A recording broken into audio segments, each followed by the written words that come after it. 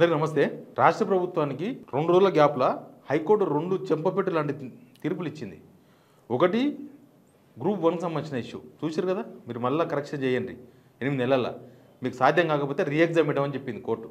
అది అయిపోయినాక సోషల్ మీడియాలో ఎవరో ఏదో పోస్ట్ చేసిరని, లేకపోతే వాట్సాప్లో ఏదో పోస్ట్ పెట్టిరని పోలీసులు కేసులు పెట్టి వాళ్ళని జైలుకు పంపుతున్నారు, భయభ్రాంతకు గురి చేస్తున్నారు. దాని మీద హైకోర్టు కొన్ని గైడ్లైన్స్ ఇచ్చింది.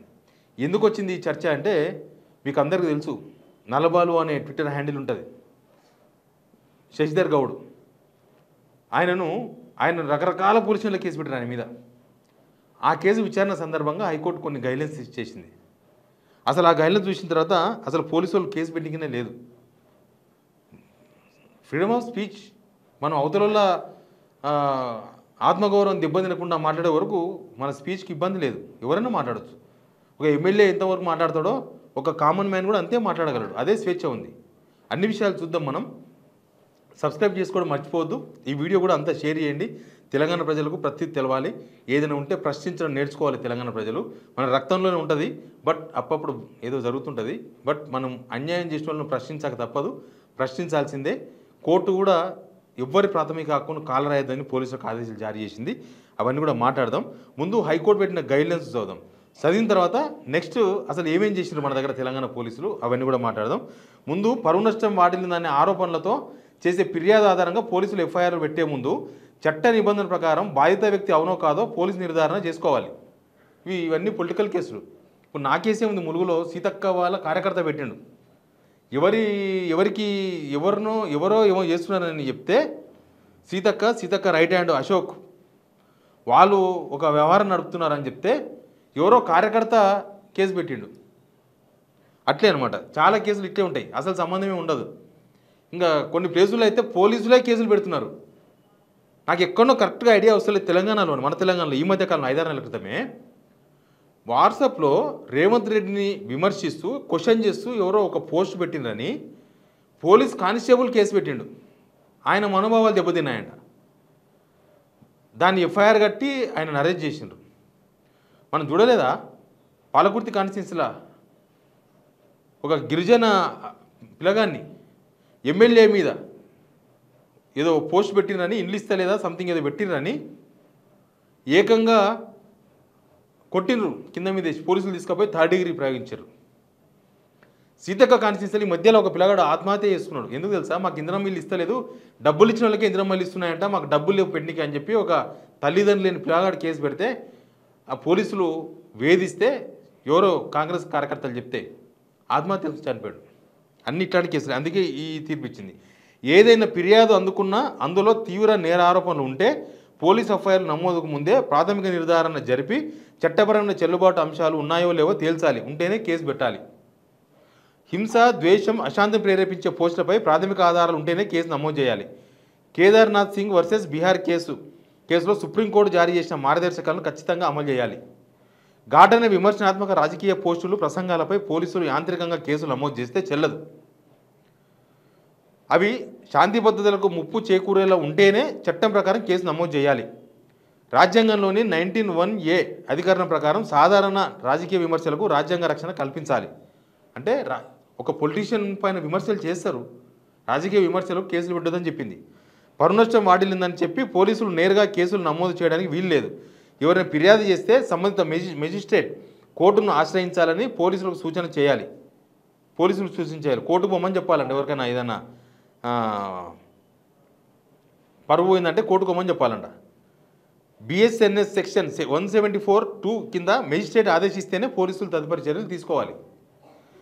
యాంత్రిక అరెస్టులకు వీలు లేదు. సుప్రీంకోర్టు అర్నేష్ కుమార్ వర్సెస్ బీహార్ కేసులో జారీ చేసిన మార్గదర్శకాలను పోలీసులు విధిగా అమలు చేయాలి. రాజకీయ ప్రసంగం లేదా పోస్టు లేదంటే ఇతర సున్నిత వ్యక్తీకరణ అంశాలపై ఫిర్యాదులు, పోలీసుల చర్యలు చట్టబద్ధంగా ఉండాలి. వీటిపై పోలీసులు ఎఫ్ఐఆర్ నమోదుకు ముందు పబ్లిక్ ప్రాసిక్యూటర్ నుంచి లీగల్ ఒపీనియన్ తీసుకుని ముందుకెళ్లాలి.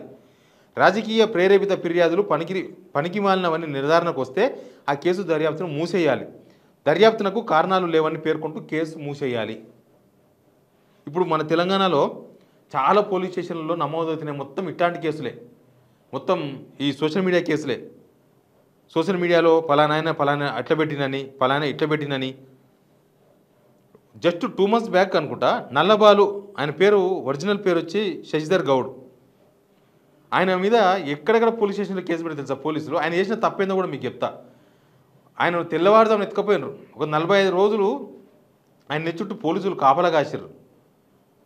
ఆయనను ఇంటికి వెళ్ళి బయటకు వస్తే తీసుకుపోదామని బంధువుల ఇంటి దగ్గర నిఘా పెట్టిండ్రు, వాళ్ళ పిల్లల స్కూల్ దగ్గర నిఘా పెట్టిండ్రు. ఏంది అని అంటే బీఆర్ఎస్ వాళ్ళు ట్విట్టర్లో ఏదో పెడితే వాళ్ళ కార్యకర్తగా ఆయన షేర్ చేసిండు.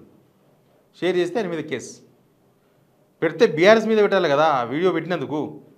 ఆయన మీద ఎక్కడెక్కడనో గోదావరి కోరి కేసులో పోలీసులు పెట్టిన సెక్షన్లు చట్ట విరుద్ధమని గౌరవ న్యాయమూర్తి గుర్తించి బెయిల్ ఇచ్చిండ్రు. ఆయనకి 20 రోజుల పాటు జైల్లో ఉన్నాడు.